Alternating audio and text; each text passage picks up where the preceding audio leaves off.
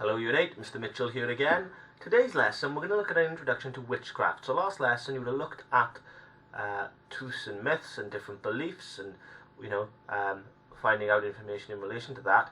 One of the topics mentioned was witchcraft, and this lesson you're going to identify the common features that people think of when they think of witches, describe the reasons why people were willing to believe in witches, and explain if the belief in witches in the 16th and 17th century was wrong.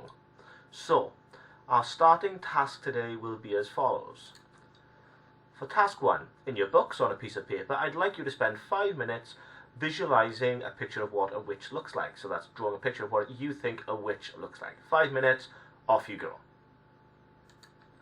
Now, I've used a popular image of a witch from the book and now the film, Room on the Broom. And from there you can see many of the features that lots of people associate with witches. You can see we've got our black hat, the large nose, the wand, the cat, the dark clothing, the cauldron, the broom, the cape. These are all things that we associate with witches. Yet, apart from on Halloween and in media, I've never encountered a person like this. We're quite aware in the 21st century now that witches don't exist in this form. However, in the 16th and 17th century, so we're talking in the 15 and 1600s, there were many people who believed in witches and witchcraft. Now, we're going to look at the reasons for this today. So just why were people willing to believe in witches in the 16th and 17th century?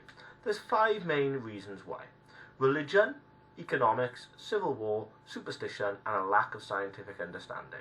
We're going to look at each one of these factors, and you're going to complete a table in relation to them using the information that follows. You can see you have all 5 factors down the side.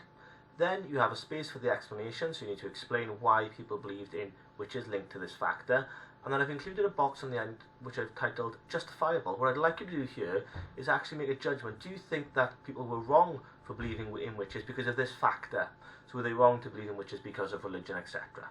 So when you're looking through the information now, think about that. Were they wrong at the time to believe in witches? It's easy in the 21st century for us to look back and say, oh, they shouldn't have believed in witches. We know this to be a fact. However, think about the context of the time they were living in the 15 and 1600s. What was the level of knowledge they would have had about the world and what makes things happen? In the 15th, 16th and 17th century, everyone believed in evil and hell. It was a strongly held belief by many people. If you lived a bad life, you would go to hell and the devil would torture you for eternity. It was the strongly held Christian beliefs at the time, and even when the church split and you had the Catholic and Protestant church, both forms of Christianity believed in hell. So, if things went wrong, people would be accusing witches of doing the devil's work. Anyone who's involved in any rituals would be accused of witchcraft. Now, people were told this over and over again. It was reinforced through church. Many people, everyone really attended church on a Sunday. Anyone who didn't follow the Christian religion at the time would be called a heretic. You could see here I've included a stained glass window found in Strasbourg Cathedral in France. Interesting fact, it was the world's tallest building from 1647 to 1874. And in this stained glass window, you can clearly see demon-type figures representing hell. And this is how the information was communicated to people, as many people couldn't read at the time, so they would be shown images of hell, and they associated this with witches. They associated any bad things that happened to be witches carrying out the work of the devil.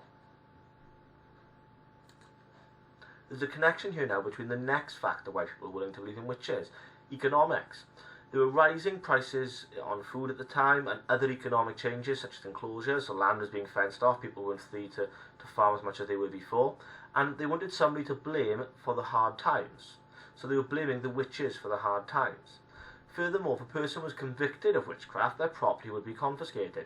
Thus some people accused others just through pure greed. They just would accuse their neighbour of being a witch because they had their eye on taking their piece of land off them, and they could be confiscated. So at the time, because people were suffering economic hardships, they blamed it on witches. They needed somebody to blame, for the reason why the economy was so bad, why were food prices rising.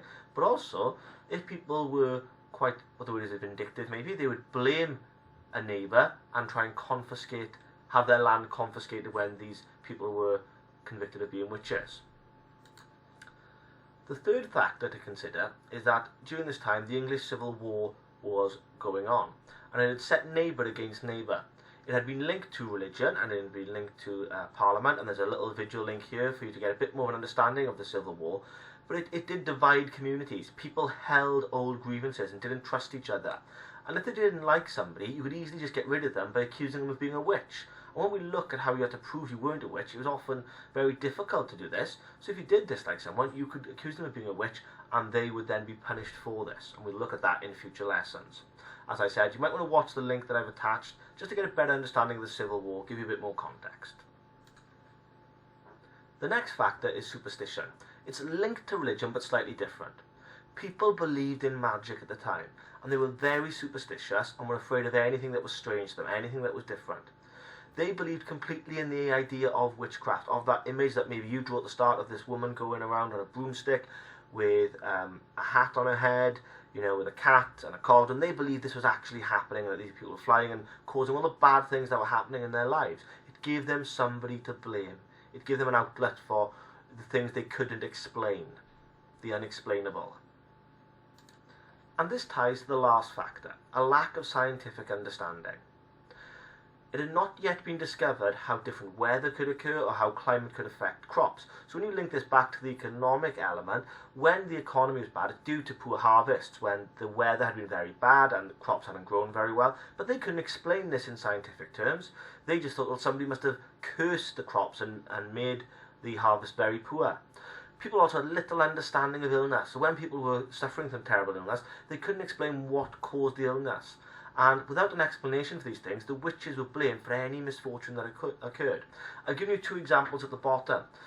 If we're looking at the 16th and 17th century, so we're talking about the 1500s and the 1600s, well, the first vaccine didn't come into play until 1796, and that was against a dreadful disease that killed many people called smallpox, and it was created by an English farmer called Edward Jenner. Likewise, the discovery of germs and bacteria, which we now know causes most illnesses, or a lot of illnesses, that wasn't discovered and published until 1861 by a French scientist called Louis Pasteur. So if they didn't have this knowledge and they weren't aware of what was causing people to become ill, they needed somebody to blame. They needed something to say, well, this is responsible for the bad things that are happening in my life. They couldn't just leave it as random. It needed some sort of explanation. Your final task for today is to read the following statement, which says, people were wrong to believe in witches in the 16th and 17th centuries. And I'd like you to think, how far do you agree with this statement? Do you agree that they were wrong? Or is there an argument to say that maybe they weren't necessarily wrong, it's just they lacked the information that we have today, they didn't have the understanding, they needed something to blame for all the problems in their lives, there wasn't the technological developments that we have now, and it's easy to look back now and blame witches. I blame the people at the time for believing in witches, I apologise. But was it a case of the fact that these people were just misinformed, had no other form of information, and therefore, were willing to believe in witches because they needed something to say, well, this is why my harvest was wrong. This is why, a member of my family has passed away. This is why I've had bad luck and this injury has happened to me. They needed something to put the blame on. So how far do you agree with this statement? Do you agree to it to a small extent, to a large extent? You need to write out a little bit of an answer to this question, giving your response and your thoughts and feelings on it. I think it's really important, just before we finish though, to remember that often the group targeted in society for being witches were women, who at this time were very vulnerable if they weren't married. They were often elderly and widowed potentially, so they no longer had a husband, and they often lived on their own. And people who potentially suffered what we would now have mental health issues would also be blamed. If somebody was seen potentially talking to themselves, they would be accused of being a witch. So it's really important to think about that as well. And I think that's something that I want you to bear in mind as you go through this unit of study, is the people accused of being of witches were vulnerable women.